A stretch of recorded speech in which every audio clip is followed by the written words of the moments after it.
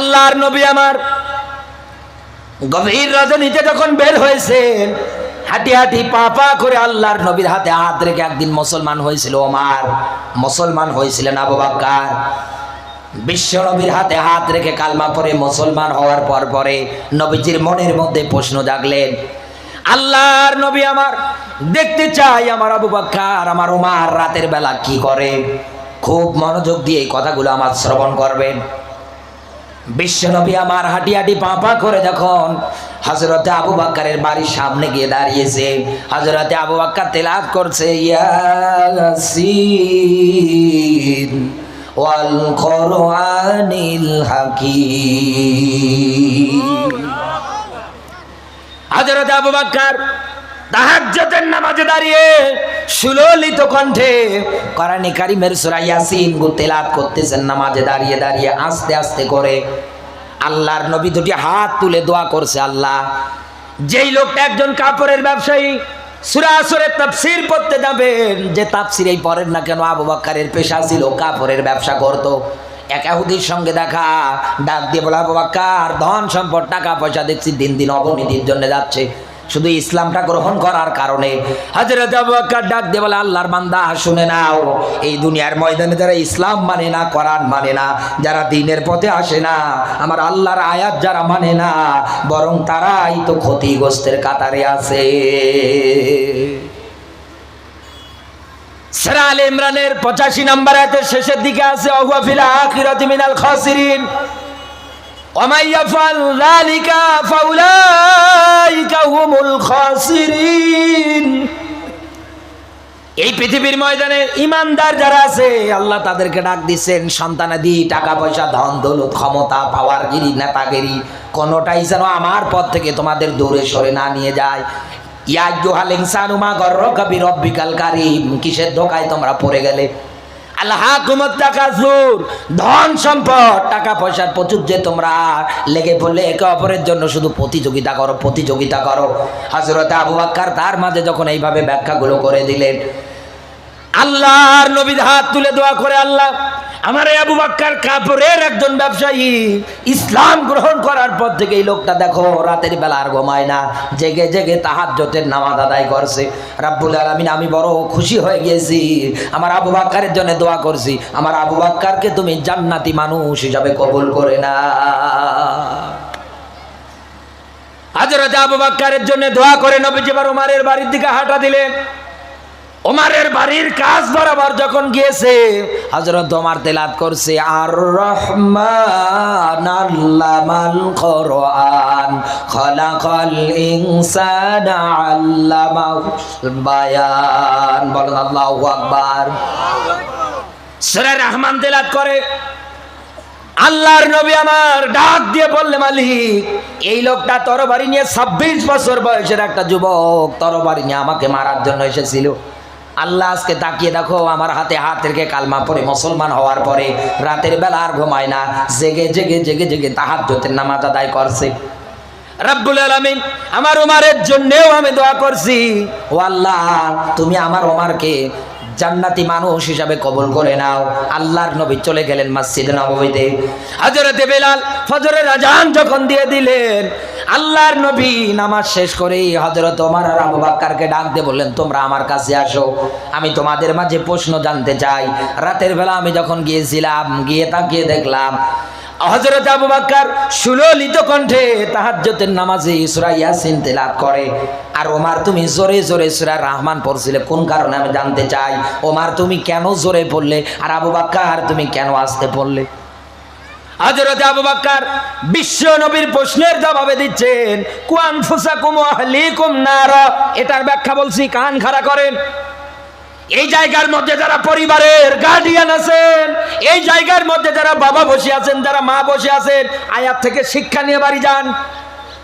আমি আগেই বলেছি বিবেক দিয়ে কোরআন আপনাকে শোনা লাগবে, আবেগ দিয়ে না। শিক্ষা যদি নাই নিতে পারেন এই শীতের দিনে বসে থেকে কোনো লাভ নেই, 4 পয়সার মূল্য নেই।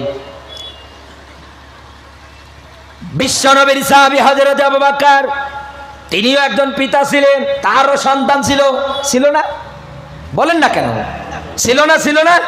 এই একটা সমস্যা, ভারতের মানুষ কথা বলতে চায় না, বাঘের বাচ্চার মতো কথা বলতে হবে। আমার এলাকায় যদি 200 লোক বসে থাকে এমন ধরে গর্জন দেবে মনে হচ্ছে যে লক্ষ লক্ষ লোক বসে আছে, মনে হয় কবরস্থান। বাবা কাঁদো কাঁদো, একটু আওয়াজ দেয়া যাবে তো? আরো জোরে বলেন। হযরত আবু বকর ডাক দিয়ে বলে, হে নবী, আমার আল্লাহ তো ওই আল্লাহ যে আল্লাহ আসতে বললেও শুনবে, জোরে বললেও শুনবে। লা তাখুযুহু সিনাতু ওয়ালা নাও, আমার আল্লাহকে তন্দ্রা বা নিন্দ্রা কোনোটাই স্পর্শ করতে পারে না। এই দুনিয়ায় একজন নবী ছিলেন, নাম তার মুসা। যখন শুনেছে আল্লাহ তুমি ঘুমাও না, আল্লাহ পাক বলেন না আমি তো ঘুমাই না। আমরা তাহলে বউয়ের কাছে যখন শুয়ে থাকি তুমি কেমন করে তাকিয়ে থাকো, তোমার কি লজ্জা করে না? এত আবেগ প্রাপণ একজন নবী, এত আবেগ তার। ডাক দিয়ে বলে, আল্লাহ তুমি না ঘুমিয়ে কেমনে থাকো, আমি তো বুঝি না। আল্লাহ পাক বলেন, মুসা আমি বারবার বলছি আমাকে তন্দ্রা বা নিন্দ্রা কোনোটাই স্পর্শ করতে পারে না। মুসা নবী বলছেন, না আমি দেখবো কেমনে না ঘুমিয়ে থাকো। আল্লাহ তাআলা ডাক দিয়ে বলেন, মুসা ঠিক আছে, বাস্তব প্র্যাকটিক্যালে দেখাচ্ছি। 2 হাতে পানির পাত্র নিয়ে দাঁড়িয়ে গিয়েছে। আল্লাহ ঘুমকে অর্ডার করে বলেছে, ঘুম যাও ওকে ধরো। যখন এসে ঘুম ধরেছে, হাত থেকে পানির পাত্র পরে কোথায় গিয়েছে নিজেও জানে না। হযরত মুসার ঘুম ভেঙে গিয়ে যখন দাঁড়িয়ে গেছে, আল্লাহ ডাক দিয়ে বলে, মুসা আমি রব যদি ঘুমিয়ে যাই, এই দুনিয়ার ময়দানে আমার যত সৃষ্টিকুল আছে, যত মাখলুকাত আছে, সব এইরকম পানির গ্লাসের মতো জমিনে পড়বে আর মারা যাবে। মুসা নবী ডাক দিয়ে বলছে, আল্লাহ আমি বুঝেছি, আর বলা লাগবে না। এত আবেগ প্রবণ নবী। হযরত আবু বকর জবাব দিচ্ছেন, আমার আল্লাহ তো ওই আল্লাহ, হে নবী আসতে বললেও শুনবে, জোরে বললেও শুনবে।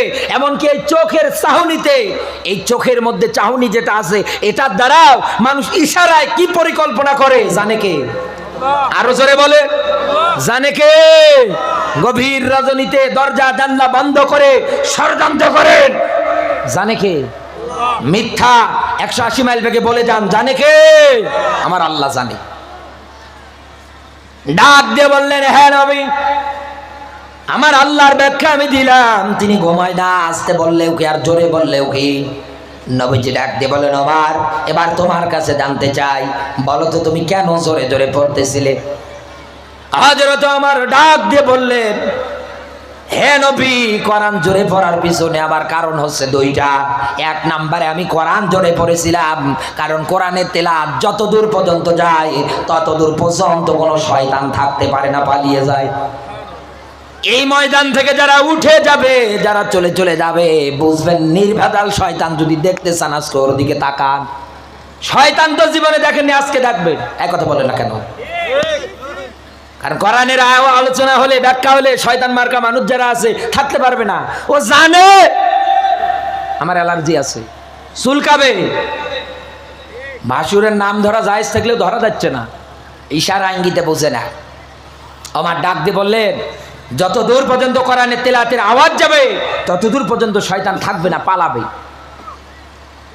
2 নম্বরে, হে নবী কোরআন জোরে পড়ার পিছনে আমার কারণ 2 নম্বরে হচ্ছে আমার আহাল বর্ডার মেম্বার যারা আছে, আমার স্ত্রী সন্তানাদি যারা আছে, একজনারও যেন ফজরের নামাজটা কাজা না হয়। সুবহানাল্লাহ বলতে পারেন না? এই কারণে তো আমি জোরে পড়ছি, একজনারও যেন ফজরের নামাজ কাজা না হয়। ও হুজুর সাহেব, ও মৌলভী সাহেব, ও চাচা, এই যে আজান হবে ফজরের নামাজের সময় একাই এই শীতের দিনে উঠে উঠে মসজিদে আসে কেন? আপনার বউটা পাশে শুয়ে আছে, ওনার উপরে কি নামাজ ফরজ না? পাশের ঘরে আপনার ছেলেটা ঘুমিয়ে আছে, তাকে কেন নামাজের তাগিদ দিলেন না? নবীজি বলেন, আবু দাউদ শরীফের হাদিস, সন্তানের বয়স যখন 12 বছর হবে নামাজের তাগিদ দাও, এরপরেও যদি তাগিদ না শুনে পেটাও, তারপরেও নামাজের দিকে নিয়ে আসা লাগবে। নামাজ এমন গুরুত্বপূর্ণ একটা ইবাদত, কিয়ামতের ময়দানে আমার আল্লাহ সবার প্রথম বান্দার কাছে নেবে নামাজের হিসাব। এজন্য সাবধান, এজন্য সাবধান। কিন্তু আমরা করি কি? আমরা করি কি? ওই আইয়ুহাল্লাযীনা আমানু, ওই ইমানদার দাবি করে বগল বাজাচ্ছে নিজে। এবার আসেন আয়াত বলছি, সূরা হামিম সিজদার 29 নম্বর আয়াতে আমার আল্লাহ ব্যাখ্যা দিয়েছে, এই দুনিয়ার ময়দানে যারা এই রকম কোয়ালিটি মানুষ আছে, যারা এই রকম করে করে আয়াতগুলো মেনে নেয় নিজের সুবিধা থাকতে, আল্লাহ পাক বলেন কিয়ামতের ময়দান আমি আল্লাহ যেদিন কায়েম করে ফেলবো, ওই দিন ওর সন্তান, ওই দিন ওর স্ত্রী, এক কথায় ওর আহাল বর্ডার যারা আছে সবাই ওর বিরুদ্ধে আমার কাছে মামলা করবে, ডাক দিয়ে বলবে মালিক আজকে দেখিয়ে দাও ওই লোকটাকে, যেই লোকটা দুনিয়ায় আমাদের পথভ্রষ্ট করেছিল, তাকে এই মাটির নিচে এই জায়গার মধ্যেই তার বডির উপরে পাড়া দেব এবং তাকে লাঠি দিয়ে জাহান্নামে নিয়ে যাব। আমার বন্ধুরা, এই জন্য আমি আপনার শত্রুরা আমি আপনাকে বাঁচাতে চাই। আমি চাই আপনি যেন জান্নাতি মেহমান হয়ে যান, আমি চাই আপনি যেন জাহান্নামে না যান। এই জন্যে ভালো করে বলছি আপনাকে আমি, এই দুনিয়ায় জান আর মালের মালিক আমার আল্লাহ, বিক্রি করে দেন আল্লাহর রাস্তায়। এই পৃথিবীর ময়দানে আপনি যত বিক্রি করবেন আমার আল্লাহর পথে তত আপনার বিজয় আরো সুপর্ণ শূন্য হয়ে যাবে। আল্লাহর নবীর চাচার একজন ছিলেন, নাম তার আমির হামজা। একটু খেয়াল করবেন, তুনজিকুম মিন আযাবিন আলীম। এই আয়াত দুনিয়ায় যারা বুঝেছিল তারা এইভাবে দিনের পথে ছিল। আপনি না বোঝেন তার কারণে তো সমস্যা। ও বন্ধু, ব্যাখ্যা দেই, কদ্দামাতলি গদাত্তাকুল্লাহ ইন্নাল্লাহা খাবীরুম বিমা তামালুন। সূরা হাশর 59 নম্বর সূরা 28 নম্বর পারা 2 নম্বর রুকুর 18 নম্বর আয়াত শেষের দিকে আছে। আল্লাহ পাক বলেন, এ বান্দা আখিরাতের ময়দানে আগামী কালকের জন্য কি জোগাড় করো একটাবার চিন্তা ভাবনা করো। ও মায়েরা যারা বসে আছেন, আমার যুবক ভাই যারা বসে আছেন, একটু খেয়াল করেন। কোরআনের আয়াত বেশি বলা জরুরি না, একটা আয়াত যদি বোঝেন, একটা আয়াতে আপনাকে হেদায়েতের মানদণ্ডে পৌঁছে দেবে। একটু ভালো করে বোঝেন। আমার বাপ্পি ভাই মনে করেন জানেন একটা ব্যবসা প্রতিষ্ঠান আছে, একটা দোকান আছে। কিসের দোকান? তিনি একটা কসমেটিকের দোকানদার মনে করেন। ভাই আপনার কিন্তু দোকানদার বানালাম, মন খারাপ করিয়েন না আবার। ভাই আমার মনে করেন কসমেটিকের দোকানদার। আমি আসলাম এই জায়গায়, আসার পর পরে আমি কসমেটিক কিনবো। ভাইয়ের দোকানের সামনে গিয়ে দাঁড় হয়ে গেলাম। আমার যা যা দরকার, আহাল বর্ডার মেম্বারের জন্য যা যা দরকার সব ভাইয়ের কাছে কিনছি। কেনার পর পরে আপনাদের ইন্ডিয়ার টাকা অনুযায়ী আমার বিল হলো মনে করেন 5,000। এই 5,000 টাকা আমি গুনে গুনে বের করছি করার পর পরে ভাইয়ের হাতে এবার দিতে যাই। কিন্তু এই 5,000 টাকার মধ্যে একটা নোট ছিল, ওইটা টেপ মারা ছিল, একটু সেরা ছিল। ভাইয়ের হাতে যখন আমি উঠিয়ে দিয়েছি, ভাই টাকাটা নেওয়ার সঙ্গে সঙ্গে গুনতে শুরু করলেন। গনে গনে উলট পালট করে তাকিয়ে দেখলেন, ডাক দিয়ে বললেন, মাওলানা সাহেব একটা টাকা চলবে না, অচল, এটা আপনি ঘুরিয়ে নেন, এটা আপনি ঘুরিয়ে নেন, এ টাকাটা অচল, এটা চলবে না। সামান্য দুনিয়ার একটা টাকা যদি আমার বাপ্পি ভাই আমার কাছে সেরা হওয়ার কারণে যদি না নেয়, এটা যদি অচল হয়ে যায়, ও বন্ধু আজকে এই দুনিয়ার ময়দানে যারা শিরিকের পিছনে দৌড়ান, আজকে এই দুনিয়ায় যারা মা বাবা বাদ দিয়ে অন্য কোনো কিছুর প্রতি দৌড়ান, যারা মা বাবার অবাধ্য আছেন, এই দুনিয়ার ময়দানে যারা জিনা ব্যভিচারের পথের দিকে দৌড়ান, এই দুনিয়ার ময়দানে যারা আল্লাহর বিধান বাদ দিয়ে ইসলামের পথ বাদ দিয়ে যারা উল্টা পাল্টা কাজে দৌড়ান, আমি তাদেরকে বলতে চাই, সেরা ফারা জীবন নিয়ে আপনি যখন কিয়ামতের ময়দানে দাঁড়াবেন, ও মা বলে যাই, আল্লাহ প্রথম নাম্বার জিজ্ঞেস করবে, বল জীবন কাল কেমনে কাটানি, বল। মরেন তাও চিন্তা ভাবনা করে মরেন। ওয়ালা তামুতুন্না ইল্লা ওয়া আনতুম মুসলিমুন। ওই পর্যন্ত মরো না যতক্ষণ পরিপূর্ণ মুসলমান না হও। পরিপূর্ণ মুসলমান মানে কি? মুসলমান কারে কয়? গরুর গোশত কিনে খায়, ওর নাম মুসলমান? বলেন না কেন? ছোটবেলায় সুন্নাতে খাতনা করে দিয়েছে, আগা কেটে দিয়েছে, এর নাম মুসলমান। মায়েরা বসে আছে তো। এই পৃথিবীর ময়দানে গরুর গোশত খেয়ে ছোটবেলা সুন্নাতে খাতনা করে মুসলমানের দাবি করলে মুসলমান হবে না। কারণ মুসলিম শব্দের অর্থ হচ্ছে আত্মসমর্পণকারী। এই দুনিয়ার ময়দানে আত্মসমর্পণ করা লাগবে আল্লাহর ইসলামের কাছে, কোরআনের কাছে, বিধানের কাছে। কিন্তু আজও আপনি করতে পারেন না। যুবকরা এত সুন্দর আয়োজন, লাখ লাখ টাকা খরচ করে করেছে, এখান থেকে যদি হেদায়েত নিয়ে যেতে না পারে, আল্লাহর কোরআনের একটা আয়াত বলছি, ভালো করে বুঝবেন, একটা আয়াত, খাতা কলম বের করে নোট করে নেন। সূরা বাকারা 2 নম্বর সূরা 1 নম্বর পারা 1 নম্বর রুকুর 6 নম্বর আয়াতে আমার আল্লাহ ব্যাখ্যা দিয়েছে, মায়েরা যারা বসে আছেন তাদেরকেও বলে যায়, এত কিছু বলে আপনাকে ইসলামের পথে যদি আমি ডাকার পরেও যদি ডিপজলের মতো ঘাড় তেরা করে থাকেন, তাহলে আপনার জন্য এই আয়াতটা মামলা করবে। কোরআনে কারীম জানিয়েছে, ইন্নাল্লাযীনা কাফারু সাওয়াউন আলাইহিম আনযারতাহুম আম লাম তুনযিরহুম লা ইউমিনুন।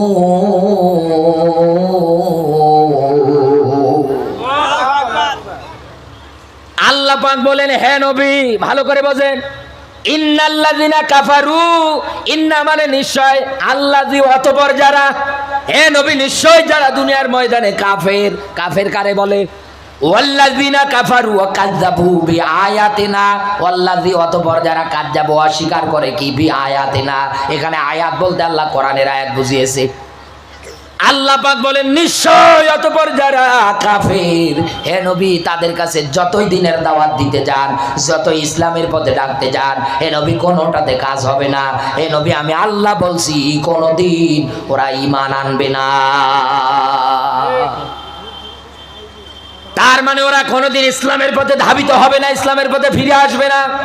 ও বন্ধু, আপনি যদি না আসেন, সারা জীবন যদি আপনি উল্টাপাল্টা কায়দায় থেকে মারা যান, আমি আপনার বলছি বলে গেলাম, আপনি মারা গেলে, একটা কুকুর মারা গেল, আপনি মারা গেল যেমন, তামাম দুনিয়ার মধ্যে আপনার মর্যাদা ঠিক এমন, কোনো মূল্য নেই। আব্দুল্লাহ ইবনে উবাই আপনার মতো মুসলমান ছিল, তারপরেও নবীজিকে দেখেছে, নবীজির সঙ্গে বসে খাবার খেয়েছে, ইফতারি করেছে, হজ করেছে, উমরা করেছে, মারা যাচ্ছে, ঈমান পাচ্ছে না, বেঈমান হয়ে মারা গেল। কারণ কি? ওই ইসলামী নিয়ম নীতি মানতো না। ইয়া আইয়ুহাল্লাযীনা আমানু এতটুকুন পরে শুধু বগল বাজাতো, আমি তো ঈমানদার, আমি তো ঈমানদার, তলে তলে সাপোর্ট করতো আবু জাহেলকে। আজও বিশ্বে মিলিয়ে দেখবেন, এই দেশের হাজার হাজার মানুষ এইরকম আছে যারা তলে তলে স্লোগান দেয়, এইরকম হাজার হাজার কাফেরদেরকে। মারা গেলে কিসের জানাজা? নবীজিকে যদি আয়াত দিয়ে বলে, হ্যাঁ নবীর কবরের পাশে দাঁড়াবেন না, দোয়া করবেন না, নবীর চাইতে বড় হুজুর আপনি? আপনাকে আজকে আয়াত দিয়ে ডাকলে তুমজিকুম মিন আযাবিন আলীম, এই আয়াত দিয়ে ডাকলে, এই আয়াত আজকে আপনাকে জিহাদের আয়াত মনে হয়। আচ্ছা বলেন, এই আয়াত যিনি নাজিল করেছেন, আলহামদুলিল্লাহি রাব্বিল আলামিন, সমস্ত প্রশংসা একমাত্র কার? মৌলিক যত দিক দিয়ে একমাত্র প্রশংসা কার? এই আয়াতগুলো নাজিল করেছে কে? আল্লাহ। দুইটাই যদি আল্লাহ নাজিল করে থাকে, বিসমিল্লাহর বা থেকে শুরু করে সূরা নাসের সিন পর্যন্ত সব যদি আল্লাহ নাজিল করে, তাহলে আপনার মানতে সমস্যা কোন জায়গায় আমারে বলে? কোরআন অনুসরণ করেন, কোরআনের পথে আসেন, কোরআনের ব্যাখ্যা মেনে নেন, আল্লাহ গ্যারান্টি দিচ্ছে, ফালা খাউফুন, কোনো ভয় নেই, কোনো ভয় নেই। এখানে আলেম যারা আছেন, বিজ্ঞ মানুষ যারা আছেন, এই খৌফ শব্দটা নিয়ে একটু চিন্তা করেন। আমার এই বাপ্পি ভাই এই জায়গায় বসে আছে, এই মঞ্চের নিচ থেকে বাঁশ বে বে বে বে বে বে বে যদি একটা সাপ এই জায়গায় উপরে ওঠে, উনি যেমনটা ভয় পাবে, আমিও ততটা ভয় পাবো। এই ভয়টা হবে সাধারণ ভয়। এই ভয়টা কিসের ভয়? আরো জোরে বলেন, সাধারণ ভয়। এখানে যদি একটা হিংস্র প্রাণী চলে আসে, বাঘ চলে আসে, বাঘ দেখলে আমরা সাধারণ ভয় পাবো, এমন দৌড়াবো, যার যেদিকে মন যাবে সেদিকে দৌড়াবো, হুজুর তুই মর, হুজুরের খোঁজ আর থাকবে না। এই ভয়গুলো হচ্ছে খৌফ, সাধারণ ভয়।